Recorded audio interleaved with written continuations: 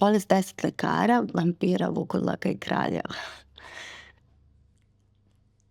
Zato što ranije su, zbog valjda te agresije, vampiri nazvani, ima to predanje da čovjek koji je oboleo od porfirije, da mu treba krv, to se, na primjer, kod kožnih porfirija leči menjanjem, u stvari, eritropoetske porfirije, menjanje krvi i onda je verovatno je to, istorija tako povezivala, jer su ljudi u napadu jako jaki, jako agresivni.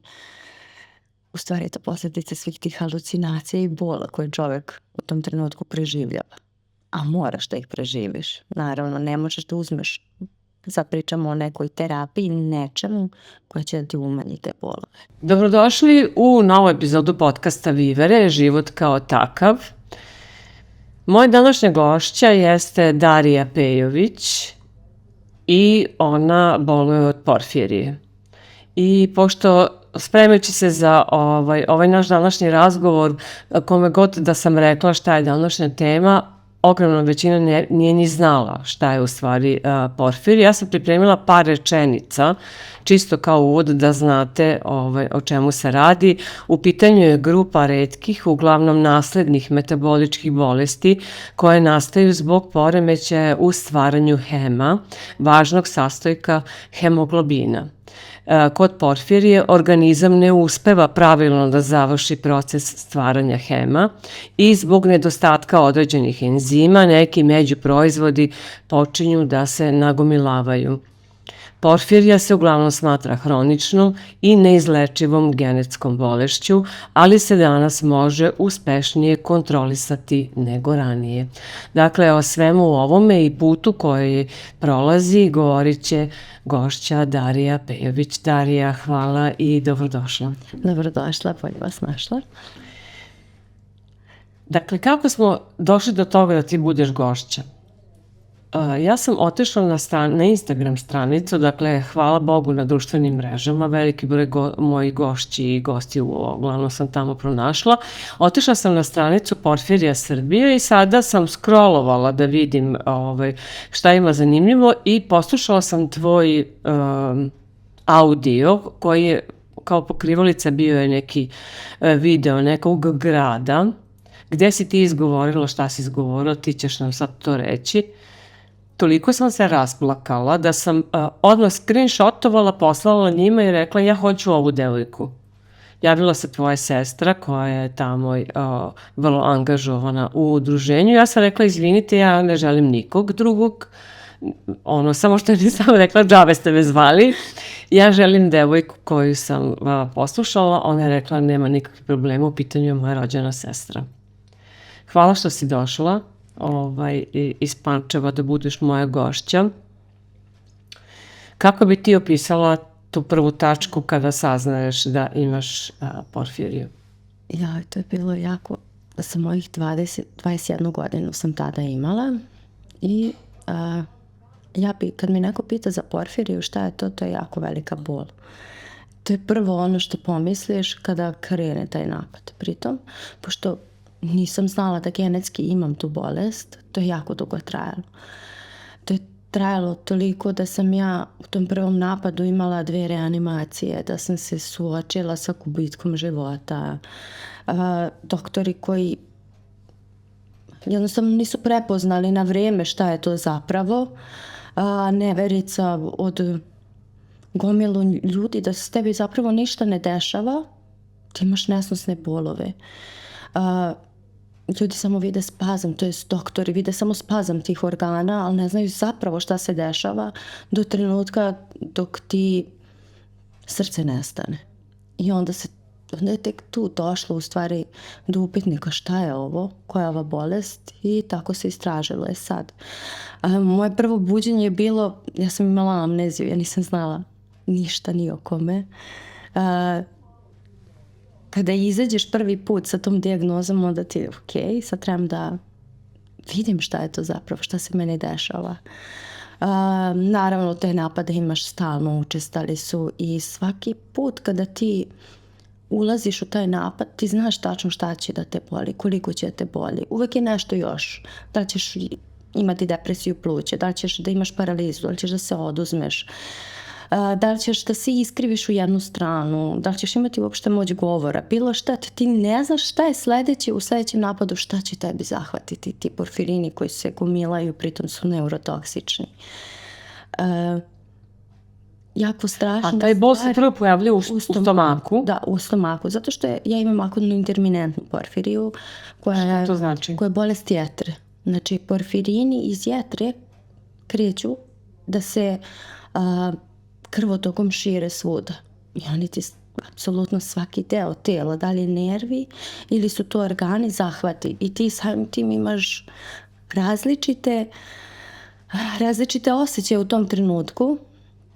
I to su naravno i strašni bolovi i peckanje, pritom ti psihološki moraš da ostaneš, da znaš kako da dišeš, da ti se stvarno, da bi imao vazduha, da bi preživeo taj napad. Ti moraš da znaš šta da radiš u tom trenutku da bi jednostavno preživeo taj napad. Iako svaki želiš da bude zadnji, jer su to stvarno nesvesni bolovi, čak u tom trenutku ti sebe pustuješ tim mislima, ostani jaka, nemoj samo da se pustiš, da se predaš. Ja mislim da to mene drži dan danas, pošto sam ja porfirija sa najviše napada. Bar mislim zabeleženih, ja sam imala preko 18 napada, pritom do 4., 5. i možeš da preživiš. Nakon toga je već ubitno bez 18 u nizu? Ne, nisu bili u nizu, ali to je ono period. Nekad je 2,5 meseca. U početku je bilo jako strašno. I onda ti navikneš ne navikneš nikad. Ti imaš one psihološke borbe. Kako nekom da kažeš, ko treba možda da ti bude partner ili prijatelj, da si ti zapravo bolesna, jer ne možete baš da odete bilo gde, a da neko ne zna to. Ili ne možeš da se upustiš u odnos sa nekim, a da taj neko ne zna to. Mislim, to je ispravno govoriti. Onda da li će taj neko tebe prihvatiti, da li neće prihvatiti. I onda, ti nađeš sebi tu neki smisao u životu, kako da ideš dalje, kako da se boriš, iako nema leka i želiš pored svega toga i potomstvo. I onda kada i naiđeš na te neke stvari, onda se desilo to što ste vi prepoznali u tom snimku. Da ti sa 29 godina dobiješ dijagnozu da si ušla u menopauzu i da hormoni su kontraindikovani kod porfirija zato što može da dođe do ubrzane smrti, to je pogoršavanje ulaska u napad. I onda ti opet moraš da prolaziš kroz sve to, kroz da si prošla unazad 10 godina i kao da opet tražiš neki drugi smisao i to je ta večita u stvari borba koju ti imaš kada imaš porfiriju. Mislim, kada imaš i druge bolesti, ali ja iz mog ličnog iskustva sad pričam da je to su velike depresije, anksioznosti, isfrustriranosti, ali ti opet, pošto sam fizioterapeut po struci i bavim se time i učiš kako da u stvari ti oporaviš čoveka koji nema nogu, ruku, koji ima vidljivi invaliditet, a ti sa nevidljivim, koliko u stvari moraš da se boriš sa svim tim stvarima, koliko psiha mora da ti bude drugačija, koliko u stvari moraš da se preispituješ, da ne budeš, jer sažaljenje je najgora stvar na svetu, ničemu ne služi, samo narušava tu ljudskost kod čoveka, dostojanstvo ubija čoveku.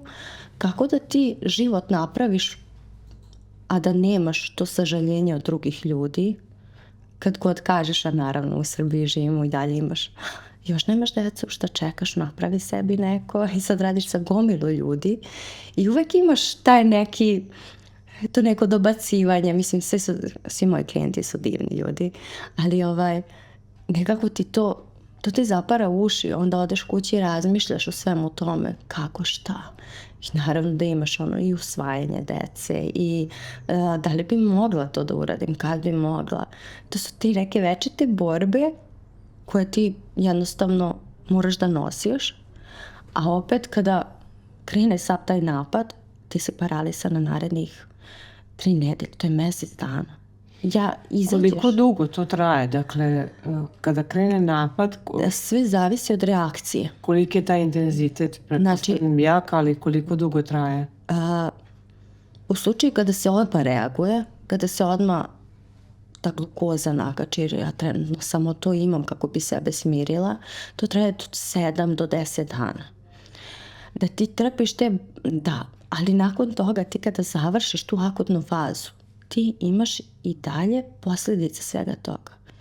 Ne znam, ako ti je bilo oduzeto, ti ne osjećaš ruku, ali moraš da se vratiš svakodnevnom životu što pre, jer ti nemaš prostora. Mislim, ja generalno nisam imala prostora da ne radim, nisam imala prostora da budeš ranjiv, da se suočavaš s tim, nego jednostavno plivaš u životu, radiš, pokušavaš da se uklopiš, da živiš skroz normalno, samo sa svim tim stvarima koje porfirija nosi. I bol koja traje sigurno mjeseci i po dana. To da ne osjećaš kožu ili da te peče neki deo zbog senzitivnih grana. Još gore kada si medicinski radnik, kad tačno znaš gdje je bilo, gdje je najviše njih. Mislim, one se ne izbacuju, one su tu konstantno. To sam htjela da pitam. Dakle, dogodi se napad zbog porfirina koji su se nagomilali u jednom delu, je li tako, organizma? Ili u nekim delovima. Taj napad traje od 7 do 10 dana. Jel ti možeš da primaš neku terapiju, neke analgetike, nešto da umanjiš bol? Ne. Mi sad čekamo terapiju, da dobijemo terapiju koja će pomoći meni da izbacim te porfirine koji su generalno u mom organizmu i dalje i koje naravno štete. Tu se sad javljaju ta druga pitanja. Ja sam prošle godine izgubila oca koji ima hepatocelularni karcinom, koji znam da će i baba mi od toga umrla i koji znam da će mene dočekati, ne mora da znači, ali i taj strah nosiš sa sobom i onda sebi, šta je sljedeće? Ok, ako je reprodukcija onemogućena, ako su bubrezi sad malo oštri, šta će biti za 10 godina? Ali onda ti sad staneš kao moraš da nastaviš, moraš da budeš, mislim, šta nas gura napred, ta nada i pozitivnost. Čekajući i terapiju i ne znam, sve ostalo, ti moraš sebe da pokreneš na neki način kako bi jednostavno živeo, dostojanstveno živeo. Ništa sad, to ne bi trebalo da bude ništa strašno u stvari. Ali zapravo to što ti imaš u glavi i kako primaš informacije, zato svaki ostali problem koji ti dođe, tebe je ok. Da li je to zapravo problem? Ili šta će tačno se desi ako se to ne uradi ili ako se to ne posluži? Neće ništa. I onda tu ulaziš u stvari u istraživanje svijeta, hvataš se za sve i svašta, istražuješ i onda kao nalaziš tu svrhu svoju u pomaganju, u priči sa drugim ljudima, voliš više u stvari život kao život, svaki dan, prisutniji si, drugačije slušaš ljude, zapravo ih slušaš. I onda sam shvatila kroz to da ne volim uopšte površne odnose, da ne volim te glupe priče, nego stvarno da volim da vidim čoveka i da ga čujem, da osjetim šta je zapravo njemu što mu je teško, što ga muči. Jer nije svaka bolest koja je vidljiva ili koja je na papiru, mislim, ljudi često kriju ono što zapravo jesu da bi bili prihvaćeni od strane drugih, da bi se uklopili u te neke svakidašnja dešavanja, da bi bili jednostavno prihvaćeni. Sad svako odstupanje od te prihvaćenosti to čoveku narušava naravno i psihu i tu ulaziš u stvari te i depresije, anksioznost i frustracije i sve to, ali mislim da zapisivanjem problema i suočavanjem da može čovjek da izađe na kraj sa svim tim stvarima, jer na kraju krajeva život je jedan, treba ga... Dakle, pokrenula si 1000 stvari. Hvala ti na tome. Zašto? Zato što ne želim da govorimo samo o bolesti. Najvažnije je osoba koja se nosi sa tim. Dakle, koje su to neke emocije, koja je to energija, koji je to način na koji ti živiš svoj sadašnji život. Rekla si da i u tom videu da si u 29. ušla u menopauzu i da nećeš moći da imaš decu, ali ok, dakle, to je to, ja sam se sa tim suočila, to je moj život i ja ću ga sada živeti. U kojoj meri je tebi ta tvoja snaga volje i podrška koju ti realno imaš, koliko oni tebi pomožu da prevaziđeš i te neke prve udare, koje uz tebe kada krenu ti napadi i ta bol? Moje rođene sestre i brat. Oni su mi pokretači i podrška i ta volja za životom, jer su oni, Nadežda, moja rođena sestra, njoj bi bukvalno sad, ne znam ja šta da se desi u mom životu, njoj bi dala svoje tijelo da radi sa njim šta hoće, jer toliko znanja imao i toliko je znanja stekla zbog svega toga o toj porfiriji, da je ona prva koju pozovem kada mi je loše, prva koja me razume u stvari kako je to, kako je prolaziti kroz sve to. I to je osoba, ona number one u mom životu koja je tu, naravno i Anđelija isto, njih dve u tandemu. Život je lakši sa njima jako, jer se razumeju u medicinu, u sve to što je meni u tom trenutku potrebno. A što se tiče emocija, kada krenem da ulazim u taj napad, prvo što osjetim jako veliki bes, koji još dalje je tu i dalje je prisutan svaki put. Bes zašto? Mislim, ti si svestan zašto je to. Zato što je genetski. Svestan si, ali taj bes, ta nemoć koja ti u tom trenutku imaš, a opet ceo život unazad se boriš sa tim da nisi nemoćna, da te ljudi ne doživljavaju nemoćnom. I onda taj bes kada krenu ti bolovi, ti apsolutno ništa ne možeš po tom pitanju da uradiš. I dan danas pokušavam da taj bes sklonim sa strane. Nakon toga se velika tuga javlja kada ti izađeš iz svega toga, zato što ti znaš šta je u tvom organizmu. Tuga što jednostavno nestaješ, odumireš, jer to nisu te posljedice koje napad tvom organu uradi, nije bezazlen, to ostaje tu zauvek. I onda ti posle toga svega trebaš da skupiš hrabrost i snage da se zapravo pokreneš i da živiš život kao da se ništa nije desilo. To je u stvari ta pokretačka energija koja ja mislim i dan danas da je ona na tom nivou emocija, snage i svega na nekom zavidnom, visokom nivou, pa me i tera u stvari da sve to konstantno se pokrećeš, jer to je borba, ti ne smeš da, mislim, možeš ti da odustaneš, ali ne smeš da dozvoliš sebi da odustaneš. I naravno, u stvari najteža stvar, mislim, ok, ti si svesna svega toga, najteža stvar mi je zapravo i bila to što ti ne možeš da imaš potomstvo, ti ne možeš da imaš dete, svoje dete ne možeš da imaš. To je u stvari, mislim, za ženu nešto, za ženu koja želi potomstvo, nešto najružnije što može da ti se desi. Da ti čak ne možeš ni da pokušaš neke vantelesne nešto i da ti moraš u stvari, trebalo mi je sigurno 1-2 godine da se izborim sa tim stvarima, čak možda i 3. Da tvoja psiha to prihvati, da prihvate sve to kako jeste, da nađeš opet neki drugi pravac, neki drugi smisao u stvari u životu koji će da te drži i onda da se fokusiraš, u stvari da fokus prebaciš na tu neku drugu stranu, a to je toliko teško, psihološki je teško da pičuješ sebe svaki dan, da ne misliš o nekim stvarima, to čak nije ni potiskivanje, nego bukvalno moraš da se totalno urazumiš i da se skroz prebaciš na nešto drugo, iako ti je možda smisao života do tad bilo nešto drugo.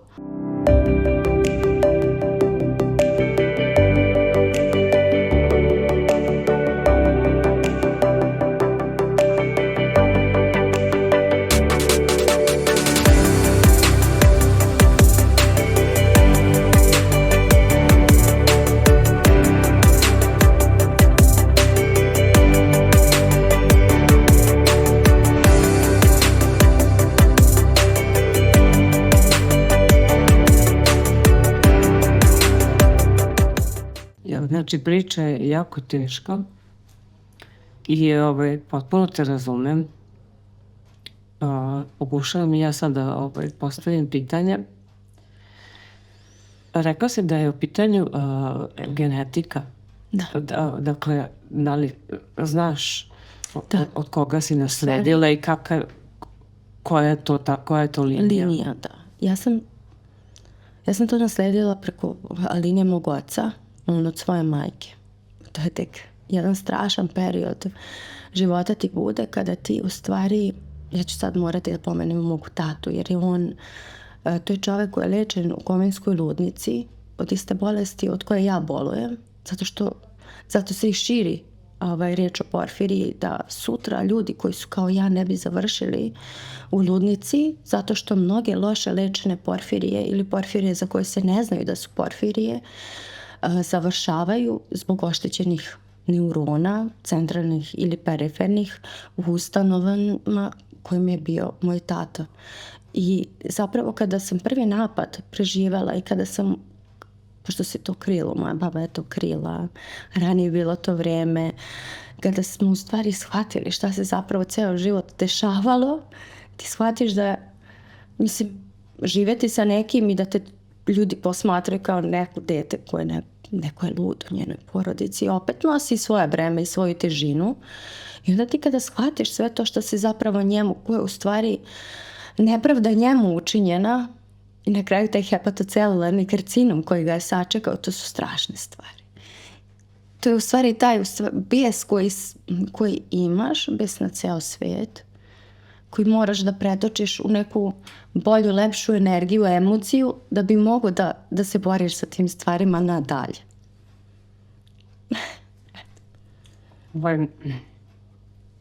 Nisam očekivala da ćeš ovo reći. Nisam znala to. Da. Da je to kod njega bilo do te mere da je njegovo mentalno zdravlje bilo ugroženo. Ne samo mentalno zdravlje, nego u tom trenutku kada on ima napad, ti imaš, pošto su porfirini toksični za ceo tvoj organizam, toksični su i za nerve. Ti u tom trenutku, ako imaš napad na periferne nerve, ti imaš tu oduzetost, paralizu, parezu, a kada, pošto se širi krvotokom, kada dođe do mozga, ti imaš halucinacije.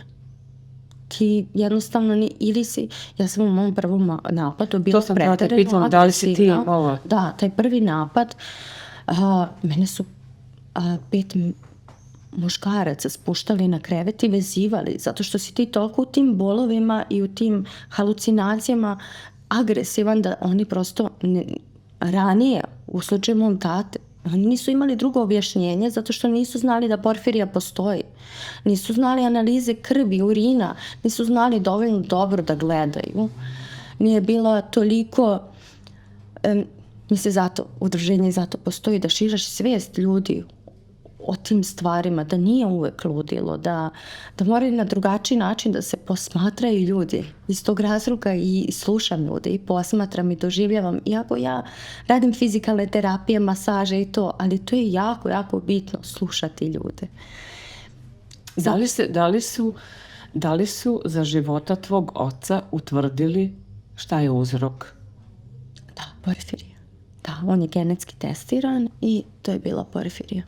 Samo što je to čovjek koji prođe, ne mogu ni da zamislim kroz šta je on sve prošao sa ta vezivanja. Pritom ti imaš listu lekova koje smiješ, koje ne smiješ.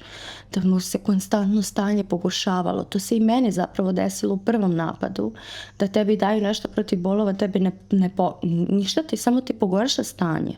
Jer ti moraš da vodiš računa o lekovima koji su sigurni za tebe, koji nisu sigurni. Čak i kada imaš grip, najobičniji, kada se razboliš, kada imaš upalni proces, kada trebaš da ideš da izvadiš zub. Apsolutno o svakim detaljima moraš da vodiš računa. Koja je anestezija? Hemoterapija ne sme.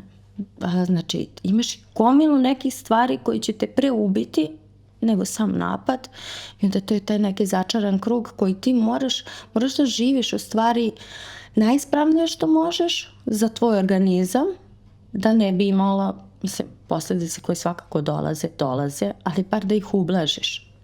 Kao i sad, na primjer, ja u menopauzi, znači ja ne smem da uzimam nikakve lekove koji će meni pomoći da sačuvam srce. Znate, mislim, žena kad je u menopauzi ima i manjak energije i manjak svega i svačega, promenu raspoloženja. E sad ti trebaš da se izboriš sa svim tim stvarima bez medikamenta nekog koji bi ti pomogao, ali moraš, jednostavno je tako.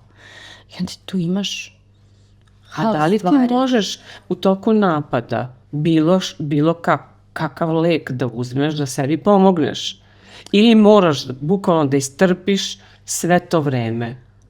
Antipsihotik Largaktin, njega smiješ da uzimaš, on ti ublaži ako možeš da ga uzmeš.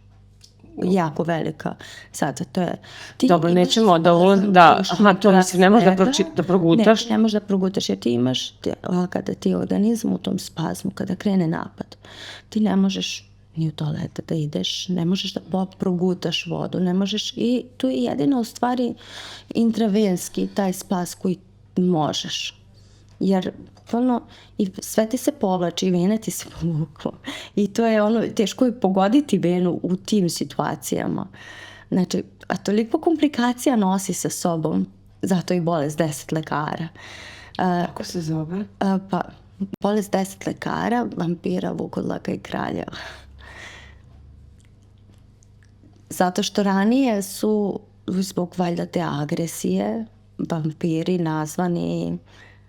ima to predanje da čovjek koji je oboleo od porfirije, da mu treba krv, to se, na primjer, kod kožnih porfirija leči menjanjem, u stvari, eritropoetske porfirije, menjanje krvi, i onda je, verovatno je to, istorija tako povezivala, jer su ljudi u napadu jako jaki, jako agresivni.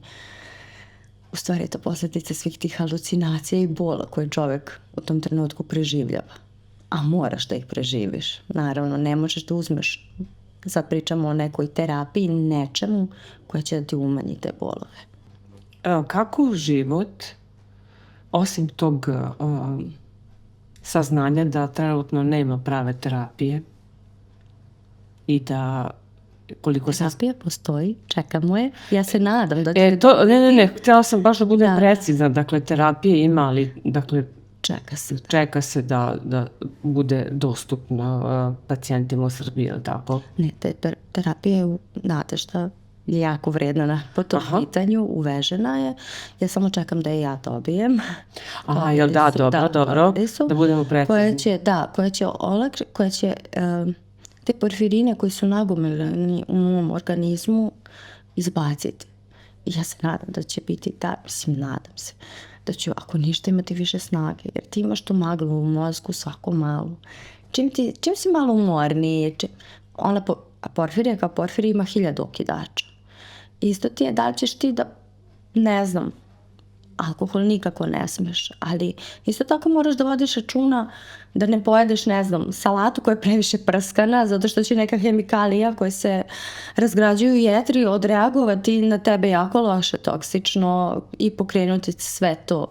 Ili jako veliki stresovi, ali ti ne možeš da se izoluješ od tih stvari. Ti kada si živ, ti si izložen stresu konstantno. Pogotovo kada želiš, kada si osoba kao ja koja je suočena sa svim tim stvarima i koja ima tu taj okidač da želi mnogo u životu i da postigne i da osjeti i da teraš u stvari sebe na sve to, iako znaš da možda ne bi trebao neke stvari, ali kao želim da budem živa.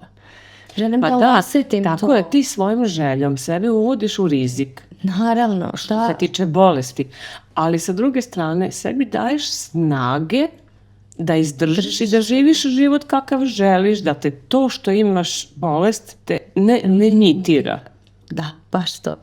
U stvari to možda i najveća borba koju čovjek ima, da to prevaziđe, da ti si deo mene, ja sam deo tebe, mislim na bolest, ali moramo da funkcionišemo zajedno.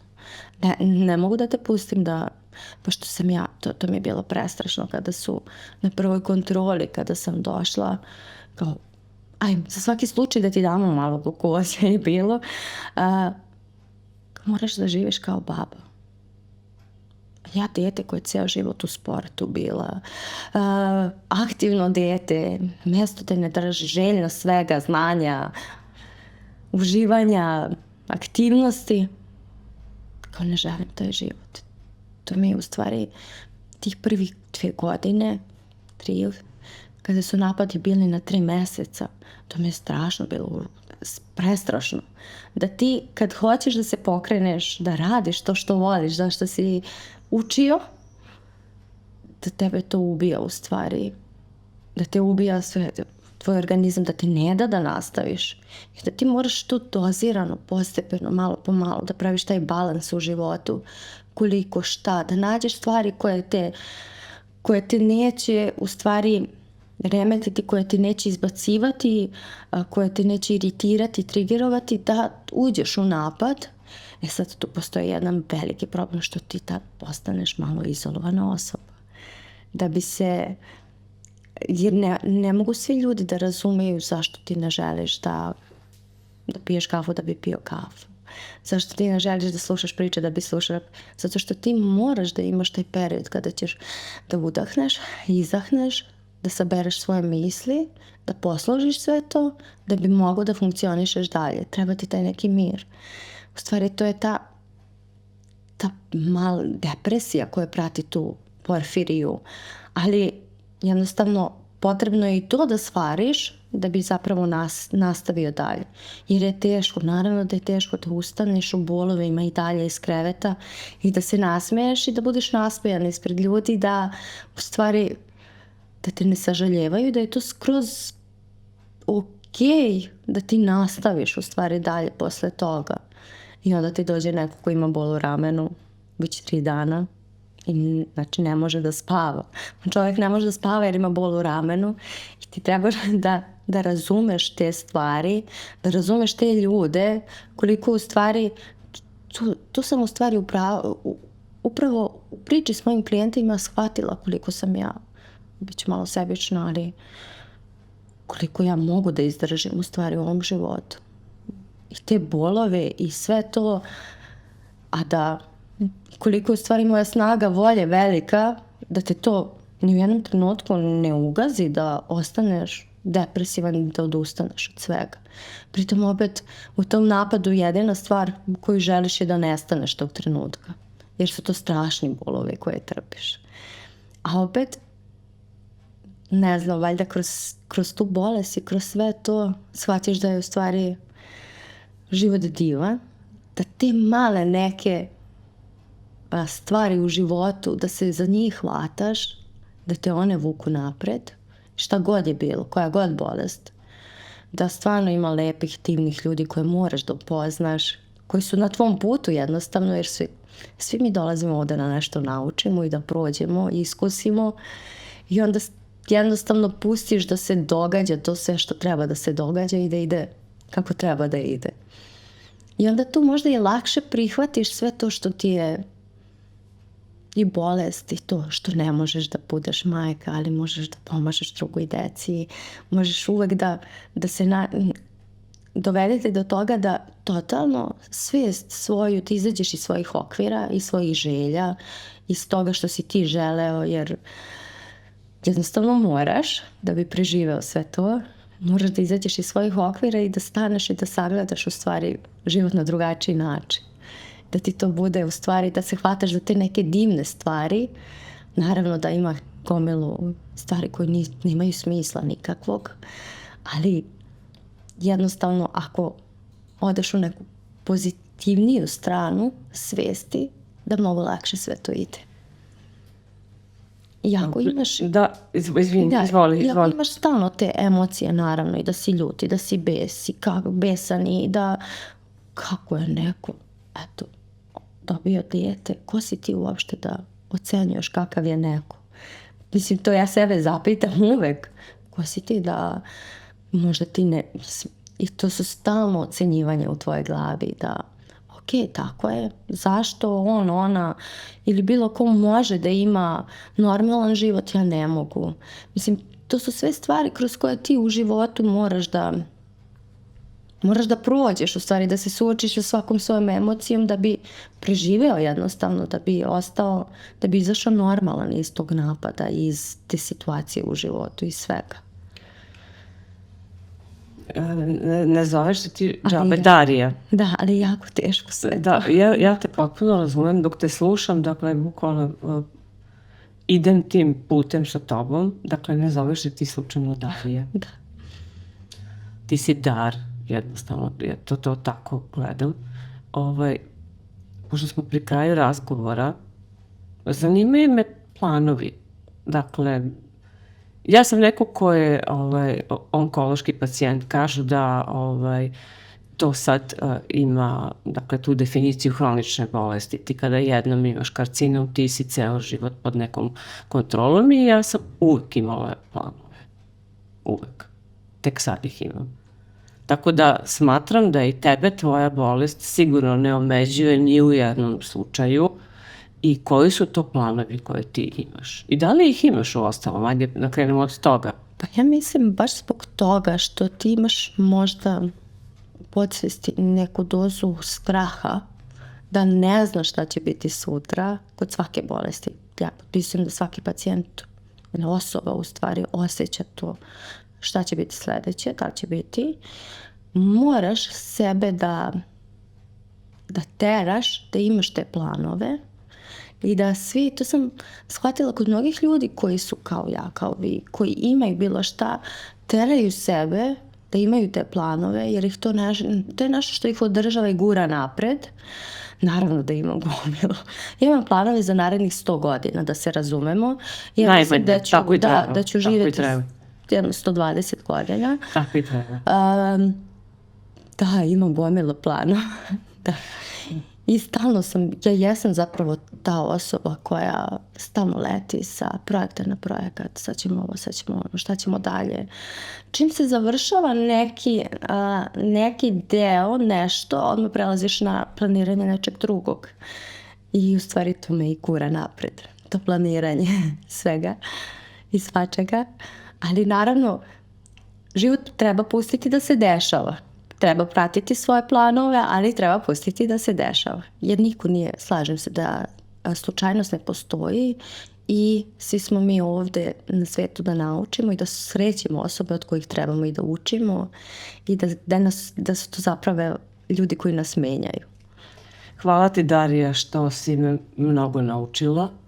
Pretpostavljam i moje gledaoce. Mnogo smo naučili o samoj Porfiriji, ali smo naučili kako izgleda pravi borac. Hvala ti što si došla. I ti si za mene dar. Ti si za mene dar. I čućemo se, moraš mi javiti kada stigne terapija. Hoću da čujem da si dobra. Hvala vam što ste me pozvali i naravno čim budem primila, doći će možda druga Darija. Možda ću imati mnogo više snage i energije za sve i svašta, ali hvala vam što ste me pozvali. Ovo je moje prvo gostovanje i hvala što ste mi omogućili da tako opušteno i iskreno pričam sa nekim zapravo o mojim osjećanjima, a da to bude prikazano posle dalje. Hvala vam. Hvala i tebi. Hvala i vama što ste proteklih 40 minuta bili sa nama. Verujem da ste vi jako puno naučili o Porfiriji. Upoznali ste predivnu Dariju Pejović, devojku koja trenutno samo prolazi kroz probleme sa bolešću, ali mi svi verujemo i držimo palčeve da će to biti mnogo bolje i da će proći. Sledećeg četvrtka, takođe u 18 časova, novi gost, nova priča. Do tada ostanite zdravo i čuvajte se. Pozdrav!